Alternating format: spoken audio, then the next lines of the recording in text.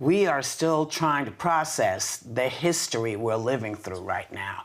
Nationwide protests have popped up all over the world, really, and all over America, calling for justice after the brutal, horrible death of George Floyd while in police custody. You know, we've talked about this a lot, and I've talked about this a lot on social media, which, you know, I hardly ever do. But I think this is an incredible chance to keep our eyes on the prize here. We can translate all that we've seen in the last week into change, which I think is happening. Young people have decided they're just not going to take it anymore, and they also recognize that this could happen to them. Everyone is sort of realizing that we need to talk really candidly about changes to how we allow police to police. And I think, you know, it's a good thing. Joy, you feel we've been here before, and you said it's given you some deja vu. Are you feeling this is a watershed moment for America? You know, it might be. It just might. I mean, I've been waiting 50 years for this. 52 years ago, there was a tremendous outpouring and civil disobedience. And the result was the end of the Vietnam War. It stopped Lyndon Johnson from running for president again because he was basically in the middle of all of it, an escalation. And, you know, it's funny because a couple of weeks ago I was thinking, what is it going to take for people to march? The guy in the White House is destroying the country with the help of these leaders in the Republican Party aiding and abetting him, and we will be losing our democracy. And lo and behold, it took a stay-at-home order to get people out on the street. I almost feel like burning my bra again. And a murder, and a murder on television. Let's not forget that. I mean, yeah, of course. Of course, I wasn't forgetting it. It's just that it took a confluence of everything coming together like this for people to actually come out. And it's been even seeing Romney, you know, marching with the protesters has been extremely invigorating to me. I mean, I know that he's a up and down kind of guy. Megan always reminds me. Abby used to remind me too. But in this instance, I think he really showed true grit and very, very open-heartedness. That I liked it. I feel better about America this week than I did before. Well, that's a nice thing to hear. Now, amid all the protests of police brutality, we've seen more than a few disturbing videos, even since George Floyd, which points to why we need to have police reform. Would you agree with that, Sonny? I would. You know, this was a really difficult week for me and my family, and for so many families, right? We were watching people protesting police brutality, and what we saw were police brutalizing those protesters, and in many instances brutalizing journalists and their cameramen so that they couldn't capture their brutality.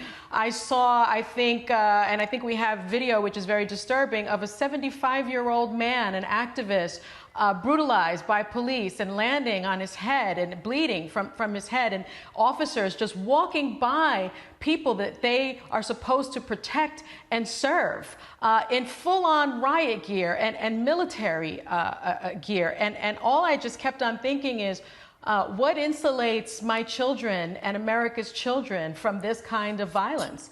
You know, nothing. And it just seems to me that real police reform is just so very important. We have seen the militarization of our police force. I mean, $6 billion worth of military equipment, from bayonets and grenade launchers and, you know, night vision goggles and machine guns and, you know, armored cars. Do our police need that kind of equipment to protect and serve our communities? And this is, I think, I agree with Joy in the sense that we see our young people and our activists really standing together, and this has to be a watershed moment in our communities. It has to be, because we have criminalized poverty and addiction and the Black community for far too long, and it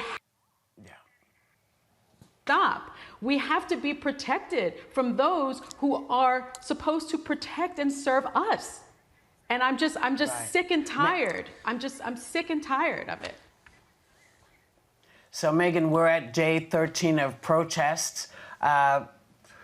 From what you've seen, what's your take on it? Look, I know it's no secret to you, Whoopi, because we had a conversation before I came on the show yesterday. America is doing a lot of soul searching, and it's the right and appropriate thing to do.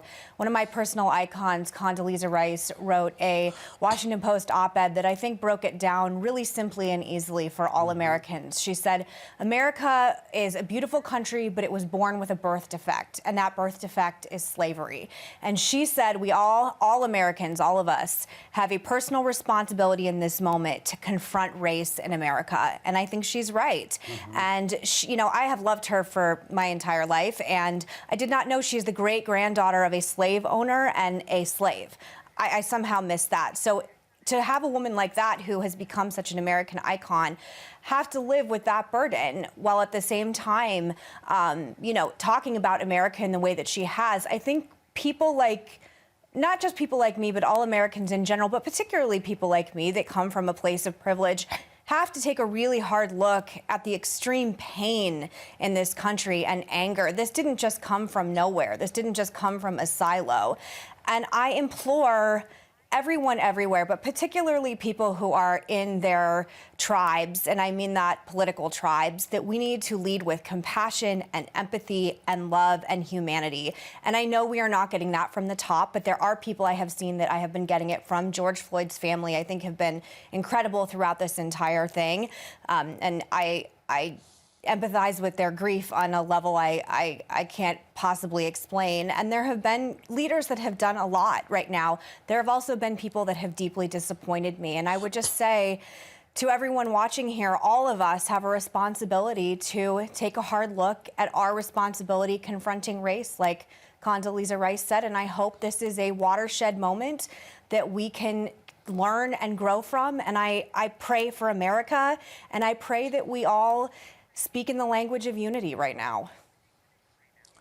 It's an amazing thing. You know, one of the things that Sonny just showed was a activist who was knocked down, a white activist who was knocked old down, man, yeah. and walked past like he was just, you know, nothing in the street. And this is what I would say.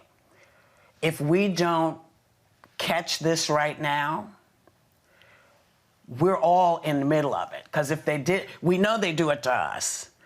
But the shock is they're doing it to you as well.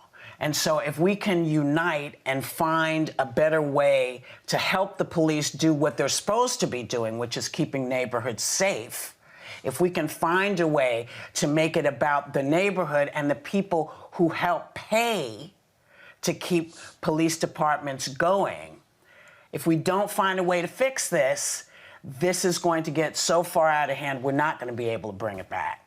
And this is on all of us, on every one of us.